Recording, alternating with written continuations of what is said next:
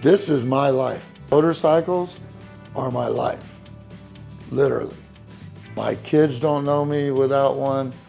I was riding one when I met my wife. We've been together 40 years now. I'll answer anything you want to know. How long have you been riding motorcycles?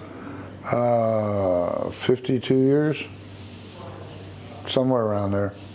At this age, it's hard to remember. What was your very first bike? The first street bike I ever had was a 66 Harley XLCH rigid frame Sportster that I rebuilt, pumped up the motor, kicked it out. It's a lot of fun. How did you first hear about Skip's shop? Right after Skip moved here, I run a big motorcycle event every year.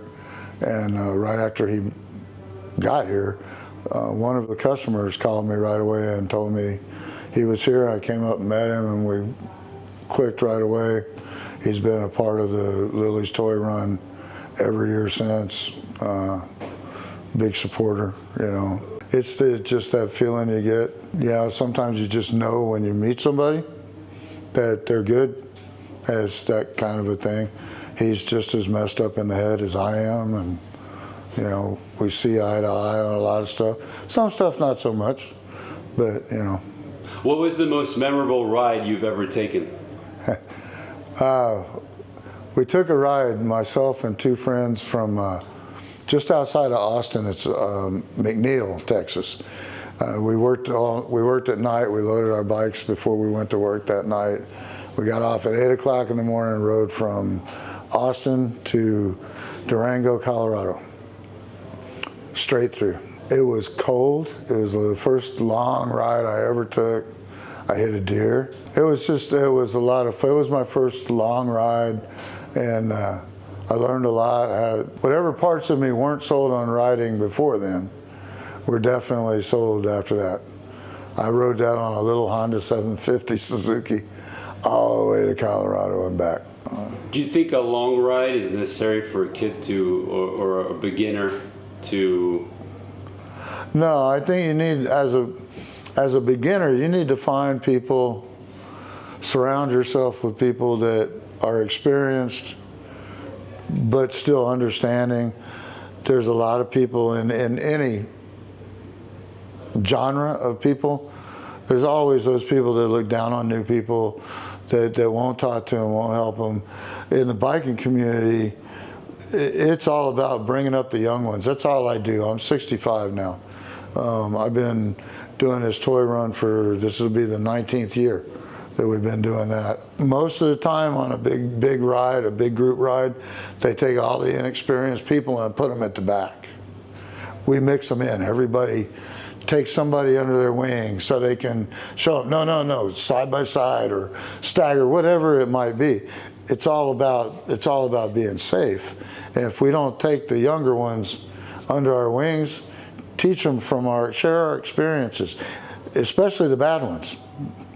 Those are the really important ones, the embarrassing ones. You know, I guarantee you can ask any real biker in the world if he's ever accidentally fallen down in the grass in his front yard on a dewy morning. He'll turn red, but a true biker will tell you, if we don't take the younger generation under our wings, they're going to wind up like that one generation that's out there right now, not knowing anything, not understanding. They know nothing beyond their little circle of life. And life is about experiencing everything. Good stuff, bad stuff, happy stuff, you know, helping people, having people help you. The biker community is quite literally one gigantic family. You know, normal everyday people tend to shy away from us in the grocery store. You know, we look intimidating in our big leather and all that kind of stuff.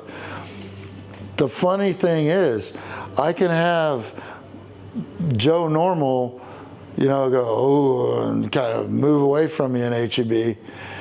But I can have a 4-year-old kid or a 90-year-old person pass me and they go, hi, how are you? Kids and old people, we love them, you know. Mostly because we were kids and we want kids to feel free to experience everything. And secondly, we like old people because we want to be them. We want to be old.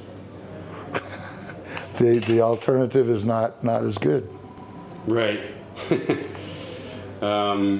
Okay. And why did you choose this motorcycle over others? The bike I have right now, I've had for 18 years. I bought it from one of my brothers that owned a shop up in Hot Springs. It was his personal bike for 10 years before that. There's only like 4 or 5 years. I own an old '84 Harley, and it's the way it's an FXRS. It's a new design they tried back then when they first came out with the 80-inch motor. It's lower, it's easier to handle. It's the best design Harley has ever come up with. They're still copying it today through the Dynas. But it handles like a dream, you know, so yeah, I'm good with it. Well, so you basically answered this one. Any advice you'd give someone to just getting into riding? Surround yourself with people that are willing to show you, teach you, take you under their wing. I can't tell you how many people over my lifetime I've gotten started riding or helped once they started riding. I've ridden probably 20 motorcycles home from the dealership for people that went and bought one but had never been on one. Can you ride my motorcycle home for me? And then I'm going to go get lessons. You know, there's some really good websites out there that are looking for the younger riders so that they can help them, you know. And ask questions. My God, ask questions. You're about to put yourself on a tank full of gas and go 70 or 80 miles an hour down the road and hope it don't blow up, or hope somebody doesn't pull out in front of you.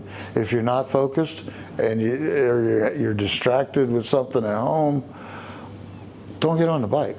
Just find somebody, talk to them about it. If you got a question, you're nervous about riding in a group, nervous about riding by yourself, whatever it is, connect with somebody.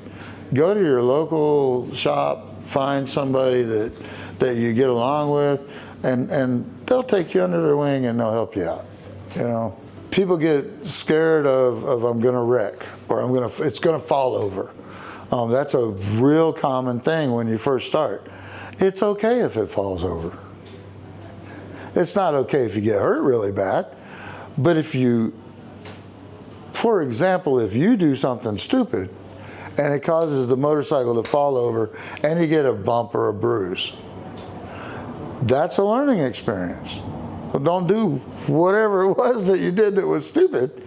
I mean, it's common sense, you know. You have to face your fears. If you're afraid of wrecking, talk to somebody, which is pretty much anybody, pretty much everybody that's been riding motorcycles for more than a little while has had a wreck of some sort, you know. I've had plenty. I had 2 in 2007. I had to learn how to walk after both of them. But I'm still riding, you know, as much as I can. You have to face them.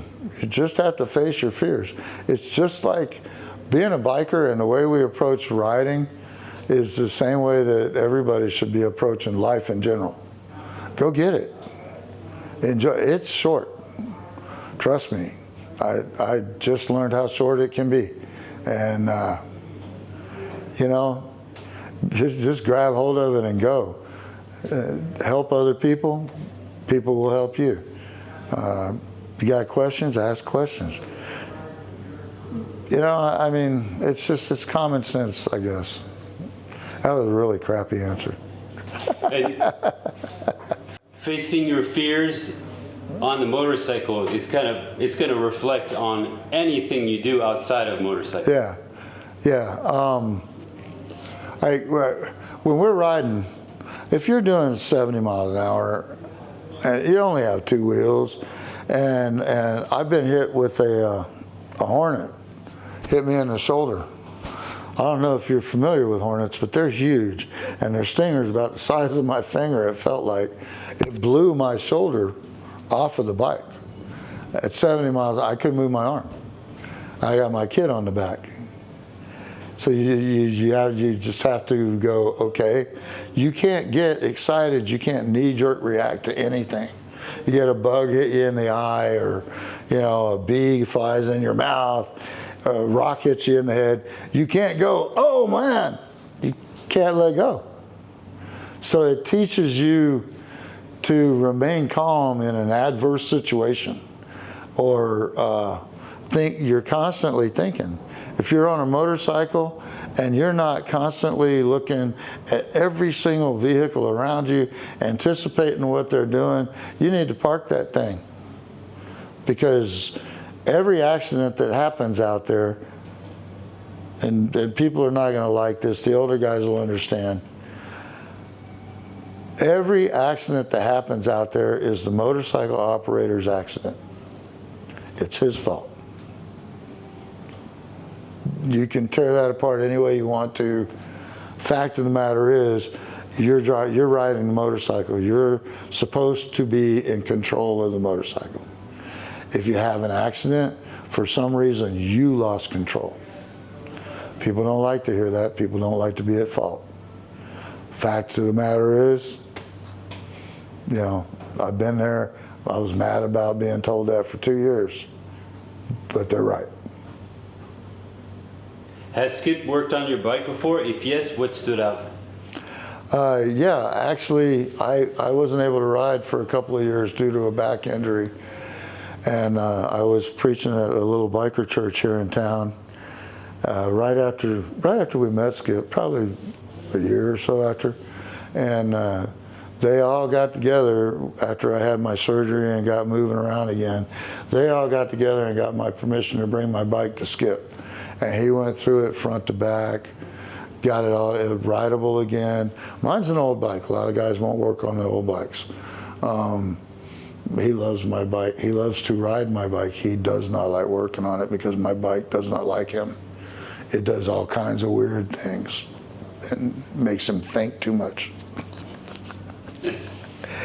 It wouldn't roll forward one time after he finished working on it. He rolled it off the lift and then it wouldn't move.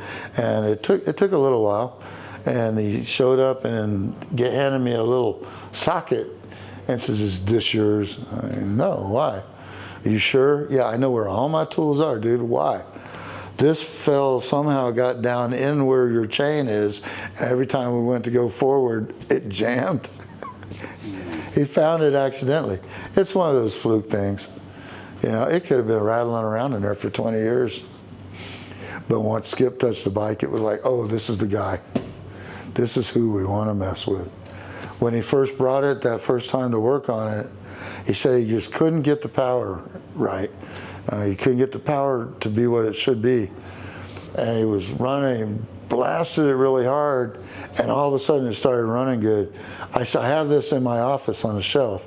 It's a mud dauber's nest about that big around that was up inside my exhaust pipes impeding the exhaust. When he rapped on it really hard, it finally broke it loose and shot it across the shop, put a dent in the wall, and it did not break. It's still solid, it's on my shelf. But little things like that. But I mean, nobody has ever, other than my brother and me, nobody's ever touched that bike except Skip.